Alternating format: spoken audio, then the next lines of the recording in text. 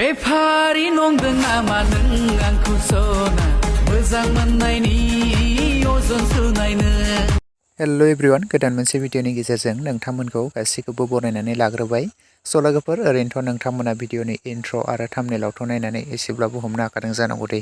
स' दिनै आं मानि सायाव भिडियोखौ लानानै फैदों।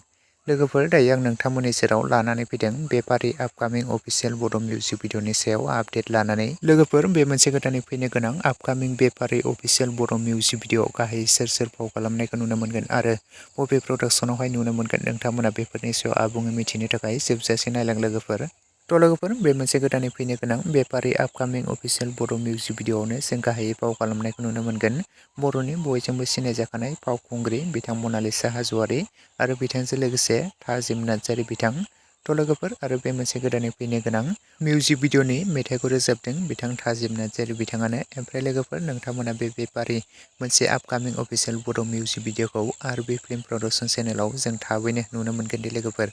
ओमफ्राय लोगोफोर, बे बेपारि मोनसे आपकामिं अफिसियेल बड' मिउजिक भिडियोखौ जों माब्ला नुनो मोनगोन होननानै बुङोब्ला 7 डिसेम्बर खालि जों थाबैनो नुनो मोनसिगोन दि लोगोफोर। स' नोंथांमोना बयबो बे साननैसोखौ नेनानै थाथ'लायोब्लानो जाबाय लोगोफोर। 7 डिसेम्बर खालिनो बे मोनसे बेपारि आपकामिं अफिसियेल बड' मिउजिक भिडियोखौहाय आरो बे फिल्म प्रडाक्शन चेनेलनि गेजेरजोंनो थाबैनो रिलिज खालामनानै होसिगोन। स' नोंथांमोना बयबो बे साननैसोखौ नेनानै थाथ'दो आरो सोर नायनो एक्साइटेड कमेन्ट सेक्सनाव लिरना फोरमायहरखादो। ओमफ्राय लोगोफोर, बे मोनसे बेपारि आपकामिं अफिसियेल बड' मिउजिक भिडियोआथ' जोबोरैनो मोजां जागोन बायदि मोनखादों। मानोना बे मिउजिक भिडियोआव गाहायै मोजां आर्टिस्टफोर फाव खालामखादों। बर'नि बयजोंबो सिनायजाखानाय फावखुंग्रि बिथां मनालिसा हाज'वारि आरो बिथां थाजिम नार्जारी बिथाङानो गावनो मेथाइ रोजाबदों आरो बिथाङानो फावखौ खालामदों। थ' लोगोफोर, लोगोसेनो दासिमनि सर्ट आपडेट भिडियो बेखिनियावनो। भिडियोखौ नायनानै जुदि नोंथांमोना मोजां मोनदोंब्ला लाइक खालामदो, शेयार खालामदो।